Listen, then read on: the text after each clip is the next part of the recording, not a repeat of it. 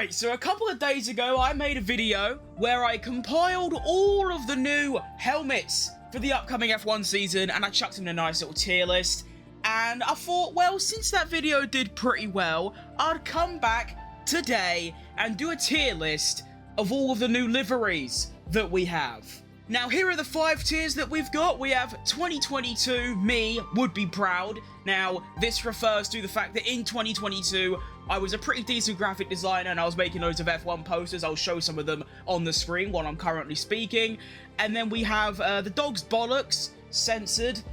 We have very, very mid, which is why it's in the exact middle. Didn't change, and dropped a donkey shit in the workshop. So let's get started. Now, with my helmets video, I actually made my own tier list, which I probably should have actually made public so you lot can go into it. This is actually someone else's images and stuff, so I'll leave a link to this in the description if you want to do one yourself. And let's get started with the Racing Bull. Now, obviously, I'm not going to look at these small images at the bottom. I do have some big, nice images for us to look at, so let's take a look at the Racing Bull. So here is the Racing Bull for 2025 in all of its glory, and I know it's a bit early, and it's the first one, but I'm putting it in 2022. Me would be proud, aka S tier. I don't know. I think it's just the white. I do like a white livery. The 2021 Red Bull that they were meant to use for Japan, but of course Japan got cancelled because of COVID, so they did it at Turkey instead. That livery I thought was really, really nice. And yeah, it's the same as my helmet video. There's not going to be much insight into why I like or dislike these liveries. It's just going to be, look at them and go, oh, that's pretty good, let's chuck it in there. And yeah, I look at this and it's an easy S tier, top of the board. I might move it down later, just depending on how I'm feeling, but for now, that is an easy top tier. Next up, we have the Ferrari. I forgot what the model's called, but I mean, I feel like this video is going to feature, it's going to be very top heavy, because just like the RB, I have to put this thing in the top tier. And to be honest, this one I can actually give some insight into. Now, the massive white stripe at the back with the massive HP logo and the white rear wing, I know a lot of people really dislike that, especially the HP logo, because it doesn't really fit with obviously the white and red and then just blue. But surprisingly to me, I actually think it makes it look better. Of course, it's weird, but it covered in sponsors like everywhere, I think also makes it look really nice.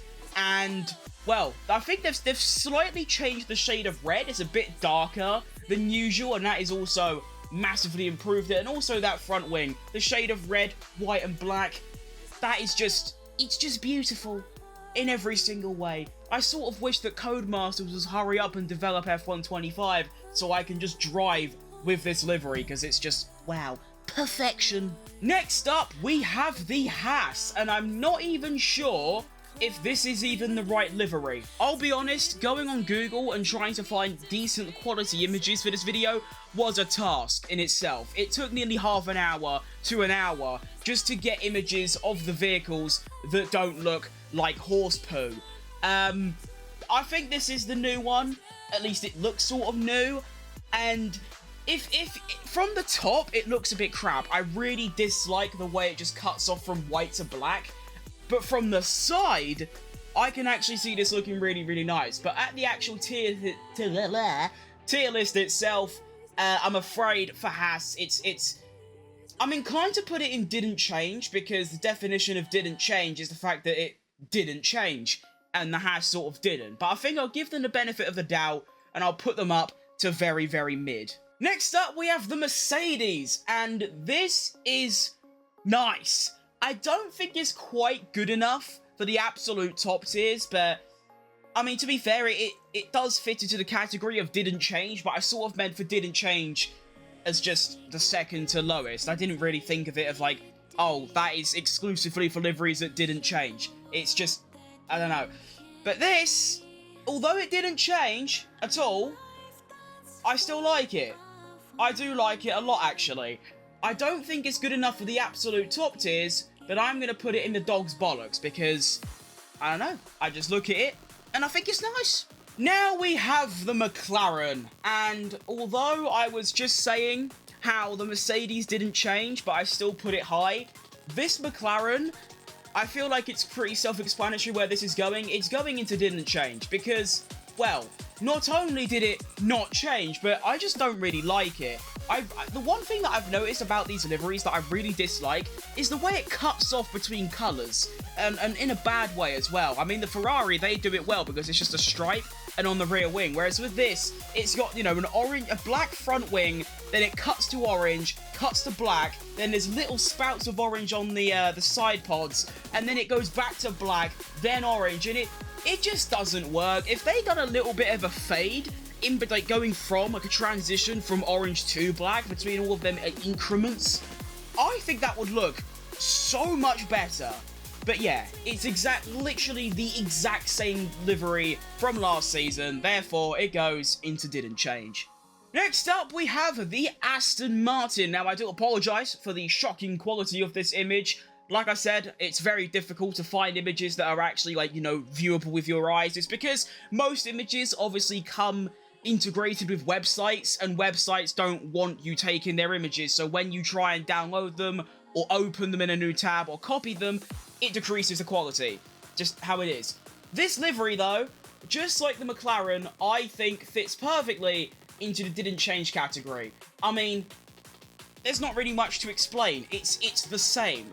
I mean, even if there is a couple of changes, just from memory, it looks the same. It's even got the same, like, green and blue Aramco rear wing. Like, I think the only difference I can, like, spot, just through memory of, like, the last year's one, is the number is, like, a lime green on the front nose. And that's it. And like I said with the McLaren, with the Mercedes, it didn't change, but it's still really nice. I don't think this looks nice at all. It's just one colour. There is nothing going on. And although I love Aston Martin because it's English, it's a bit of a stinky colour. I prefer, to be fair, green isn't really my thing. I'm like blues on oranges. Green just isn't it. So yeah, Aston Martin, it's going and didn't change. Now we have the Alpine, and I don't need to speak about it. It is just immediately the best looking livery on the entire grid. I mean, like I said, I am a massive fan of blues and oranges and even pinks. And that shade of blue, there is something about it that just looks utterly superb. I did want to try and get an angle from the side of the car. I wonder if actually the tier list has got one. You can't really see it, but they have just absolutely smashed this livery. Like, genuinely, that is almost as perfect as a livery can get. I genuinely can't think of a way they can make that any better. So, fair play, Alpine. You have absolutely smashed it. We now only have 3 liveries left. I feel like this has gone extremely quick. I mean, my helmets video was upwards of 20 minutes long. I basically spent 1 minute per helmet. How have I even managed that? But next up, we have the Williams. And that's not the Williams, that is the Williams. Now, this does fit into the didn't change category, I think, because it sort of didn't. I can see many differences. The actual just main car has got, like, some weird, like, black bits. It almost looks like someone's just spilt some ink over the livery. That's basically what it looks like. So although it fits into the category of didn't change, I do think it's better than last season's, but it's still pretty stinky. So I'm going to put it at the top of very, very mid. Final 2 liveries. First up, we have Sauber. Now, Sauber's an interesting one because when they announced it and showed it on Twitter and also at F175, which was just utterly shit, it looked extremely good. However, when they actually took it to the track, no. It just doesn't really work. In, like, the photos, the fade between the green and the black was a lot more visible. Whereas with this, just like the McLaren, it looks like it just cuts off. And, yeah, I just don't like it. Although I really do like that shade of green, we gotta get rid of these blacks because I know, like, it's suitable for the brand because the brand is, like, green and black. But, no. Like, it's just not it, is it? Yeah, I also don't like how the black is, like, very glossy and metallic, whereas the green looks a bit more matte. It just doesn't work. So for me, the Sauber is actually just to spread out the tier list, I'm going to put it in drop to donkey shit in the workshop. And finally, we have the RB21, I think. And, well, you only need to glance at it for, what, 3.5 seconds, and you already know which tier that is going in. It is quite literally, I've said it a couple times, but this is the same. Like, when I say it's the same, there is not a single detail that is different, I don't think. At least I can't spot any. So that is going to be my completed tier list of the F1 liveries. I'm trying to think if there's any that I want to change. I think, although it's obviously a big jump, I think I'm going to move the Sauber to very, very mid. Just because, well, it's changed from last season, so it's not really here. And I don't think it's that bad.